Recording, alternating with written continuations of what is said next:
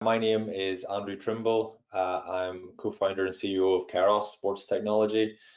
So my background is rugby, and played rugby professionally for 12 years for Ulster and Ireland. Along the way, I tried to fill the afternoons that would have been otherwise used playing PlayStation. I tried to fill them with bit of study and trying to be a bit conscientious and kind of prepare for the afterlife, as we called it. So I did an undergrad in theology at Queen's. Then I did postgrad in management through University of London, and then eventually I did a master's in finance at Queen's. Tuesday and Thursday evenings with 3 kids was tricky. That was the most difficult one to manage, but got there in the end. Yeah, so Gareth, Quinn, co-founder and chief operations officer of Kairos. So yeah, I'm from a little place called Alicall, South Down. Went to school there, went to university to do a degree, Ulster University, Jordanstown, to do a degree in computing information systems. Didn't go too well. I kicked out after year one, and had to start again. So went in and did a HND, then did a degree, and then a few years later, then went back to university and did a master's in business administration in the same college, Jordanstown University, University of Ulster. Kairos, I suppose, is the outworkings of a lot of years of frustration for myself whenever I was playing rugby professionally. Myself and a lot of my colleagues and teammates always find it pretty frustrating that there's multiple WhatsApp threads, email threads, whiteboards, and just lots of, it could be 5, 6, 7, 8 methods of communicating to the player in terms of schedule and requirements and travel arrangements and commercial engagements, this sort of stuff.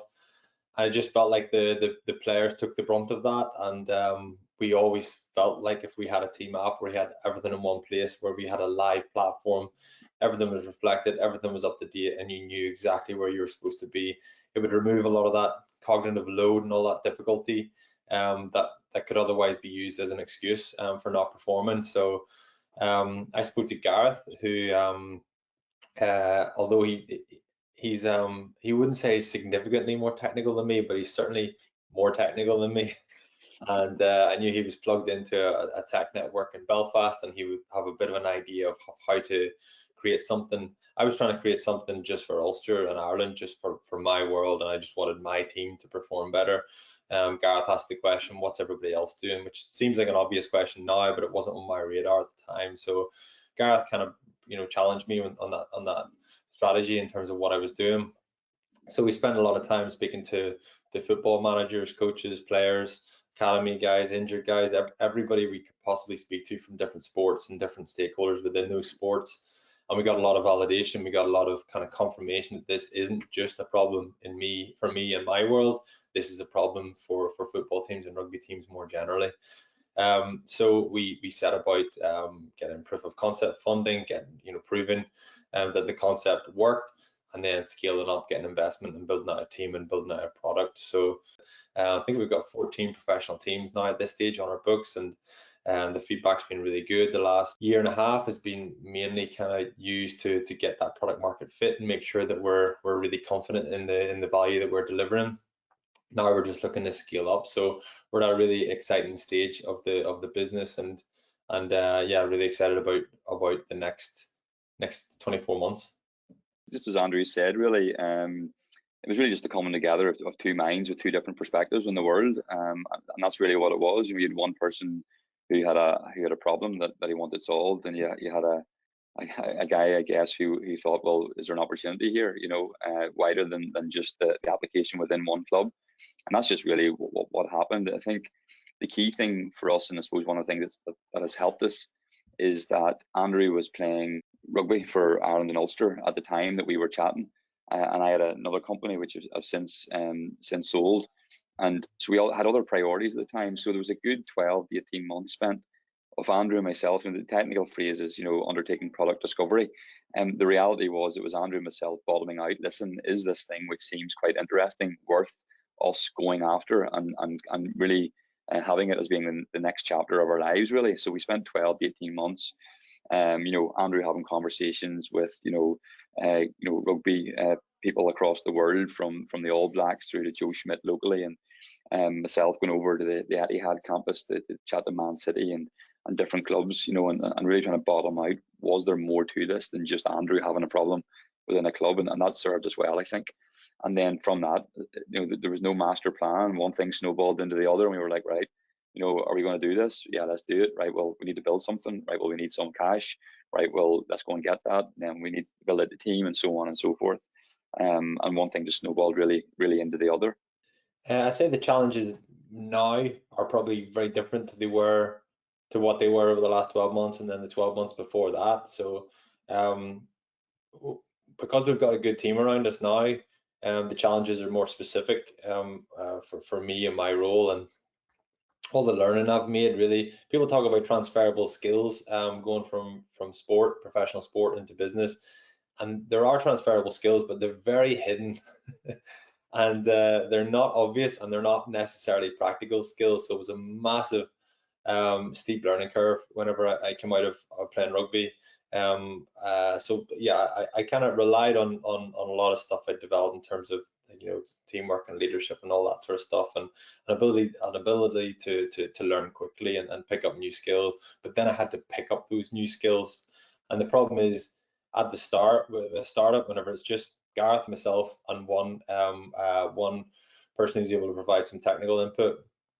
Apart from that, that's it. We do the marketing, we do the finance, we do the sales, we do everything. And so the challenges of that role was that it's really difficult to be good at all those things.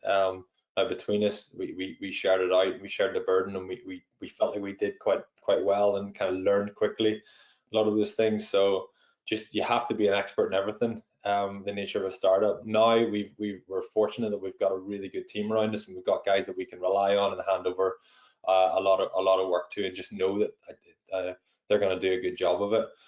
Now I'd say the challenge of our role is just to think more strategically. It's something that both of us, I think, are coming to terms with a little bit more now, and just have an appreciation of what goes on out there and how to think strategically about how we're going to scale up over the next 24 months, because we could sit and kind of grow organically in the markets that we're working with at the minute, but we need to have answers to difficult questions that the potential investors are going to ask us.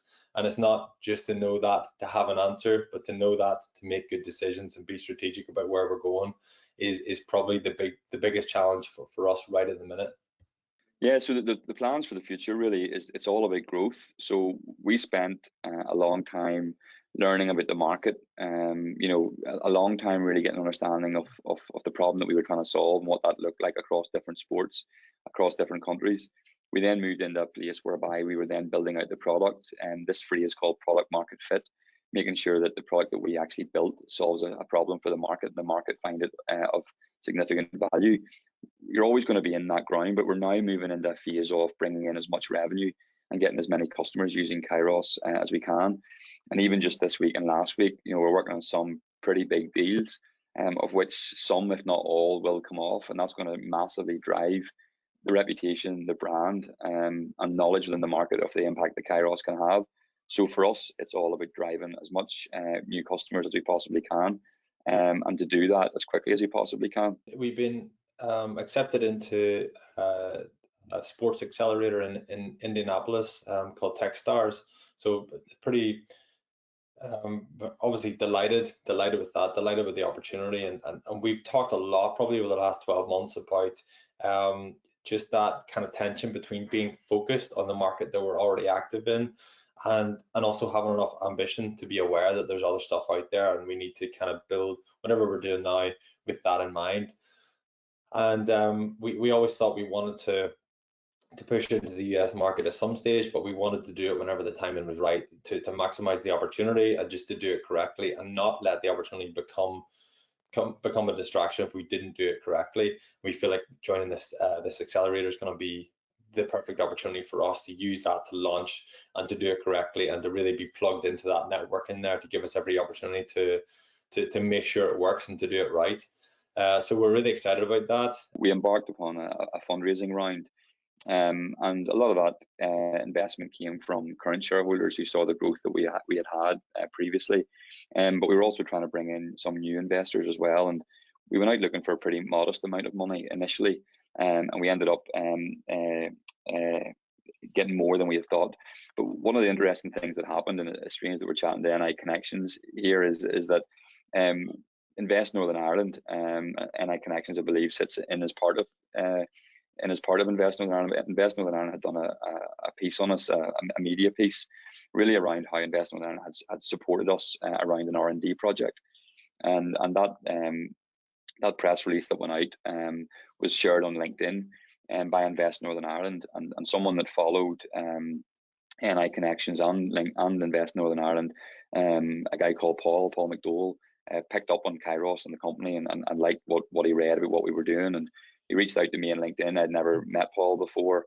He didn't know we existed before that, and we didn't know he existed. But he reached out on LinkedIn, and we set up a call.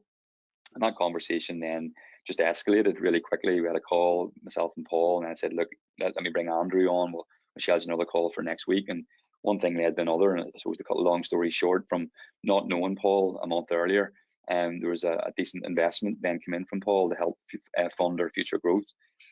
And the value of Paul, I guess, is threefold. One is the cash, which obviously is very, very helpful to help finance what we want to do. But secondly, he's a treasurer of a huge global brand, huge global company out in Phoenix, Arizona. So the financial expertise that he brings to the company is helpful, and something that we need to probably draw on more, to be fair.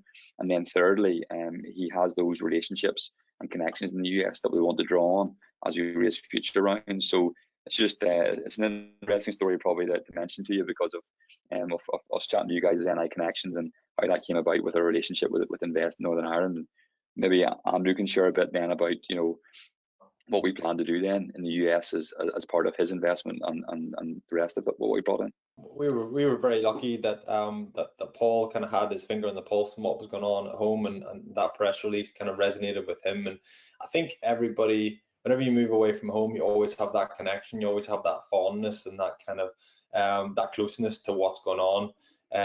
And Northern Ireland's a small place, and we know what it's like whenever you bump into someone from Northern Ireland. Whenever you're on your holidays, you hit it off as if you're best mates, and you ask them who they know, and you ask them what school they went to. And this is just the nature of us. This is what we're like. I remember actually, Gareth, you and I were in Boston on a business trip at one stage last summer. It might have been, sorry, no, it was the previous summer. And we bumped into a guy in Boston who had invested in a business in Port Stewart.